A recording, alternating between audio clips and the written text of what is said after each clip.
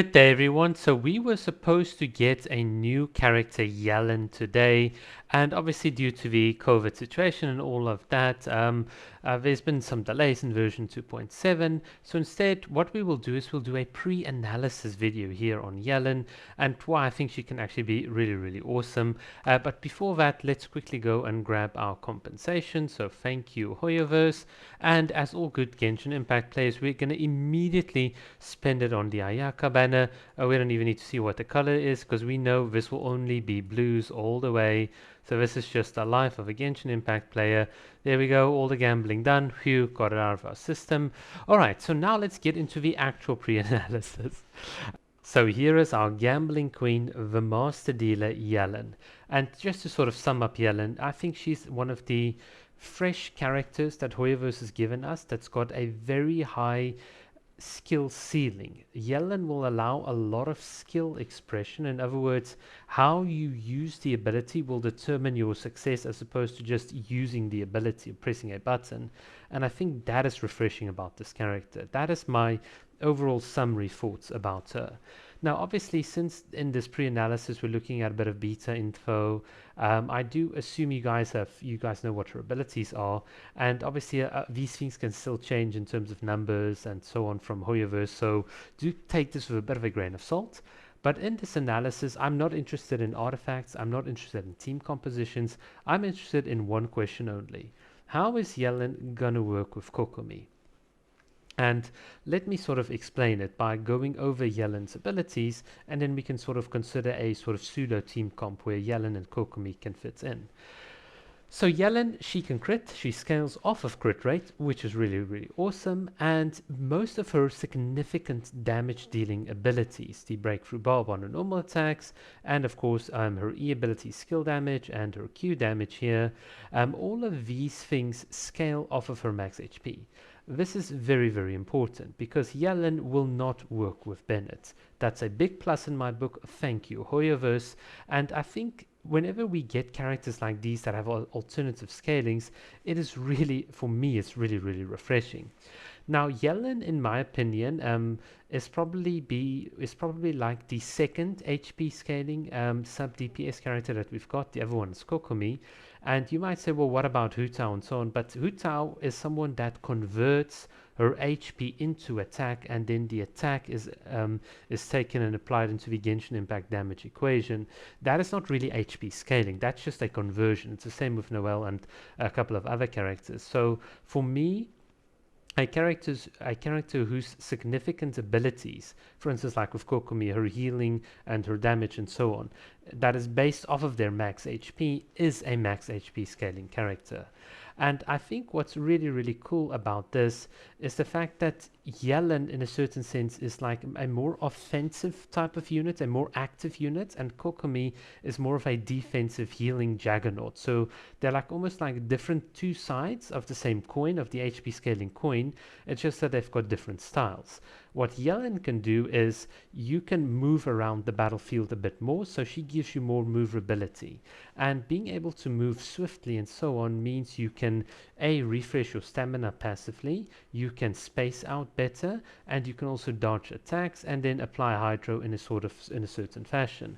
I think this ability here gives Yelan quite a lot of control. If you're like me and you're playing on PC, you can bind your E ability onto your mouse, and basically you just hold down the button on your mouse, and as you then move the camera with your mouse on the field, you can then obviously also move in a certain direction in combination with your movement keys, and that'll just allow you to have like a bit of a better sense of control over the character. It's the same sort of thing that I've done with Yaimiko. A lot of people will find it very difficult to press the E and the D button simultaneously to move to the right with Yai, but if you've got the button on your controller, on your mouse, you can move much better.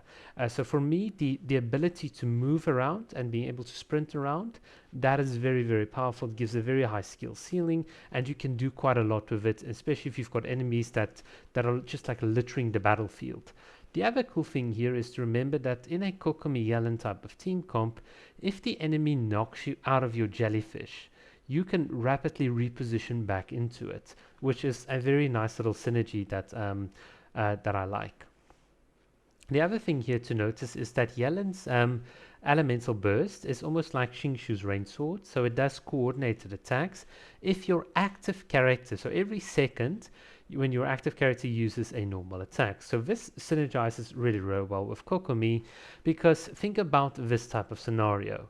You've got your Sucrose or your Kazuha, you group up a bunch of enemies, you quickly use your tap or your tap ability on Yelan to apply Hydro, so you're going to swirl the Hydro hopefully, and basically then trigger the VV Shred, so reduce the enemy's resistance.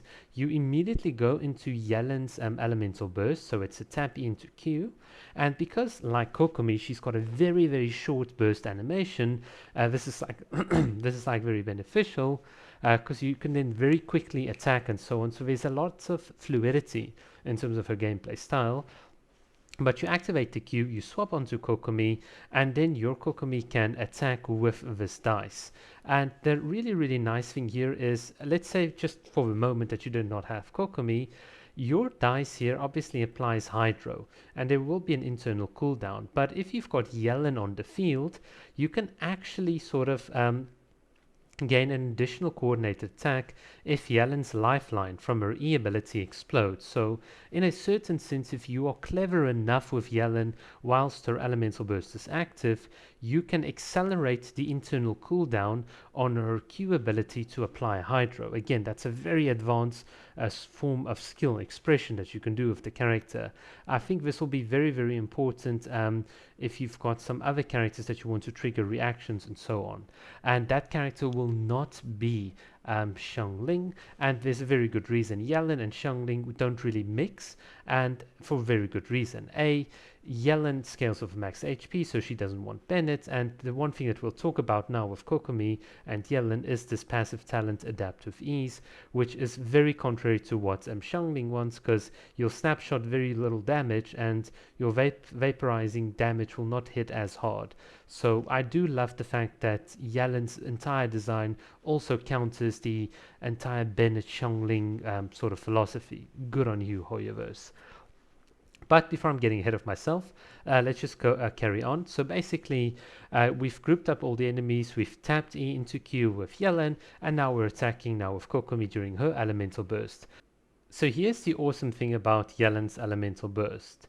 It lasts for 15 seconds, so this gives Kokomi enough time to do all her damage, and it allows you to come back to Yelan to trigger another lifeline, because lifeline's cooldown's only on 10 seconds, very conveniently timed with Kokomi's elemental burst sort of duration that she has.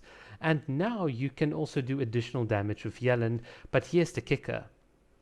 Because of this passive adaptive ease, your current active character, while Exquisite Frozen play, will start dealing more and more damage. You can see it increases by 3.5 damage every second. So think about what's happening.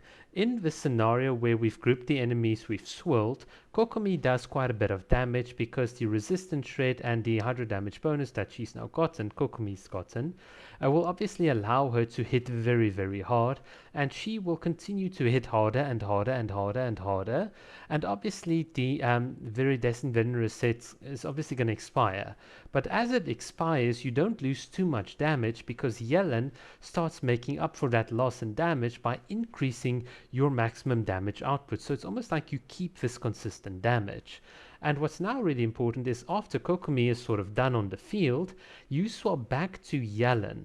And what's going to happen is that damage increase that we have here will now be used by Yelan and her E ability, which is now off cooldown, to do quite a bit of extra damage as well. So this is what I think is the power of this ability, of her passive ability. It allows us to have more consistent damage with Kokomi, and then right at the end, it ties in back into Yelan's cooldowns, and she can then do a last burst of damage, which is pretty awesome.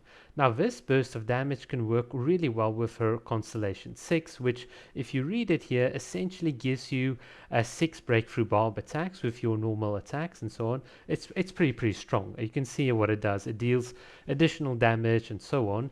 And the mastermind state that she's in here lasts 20 seconds. So this lasts longer than your elemental burst. But if you're at the end of your elemental burst with a C6 Yelan, you'll gain all that extra damage ramp up and you can just unload it immediately. So I think a lot of people are going to make the mistake with Yelan. They're going to press their Q ability and they're going to try and fire all 60 arrows, which is the wrong way to play her. You want to wait for the damage ramp up to be at its maximum before using it. So this is how Yelan and Kokomi can really sort of help each other.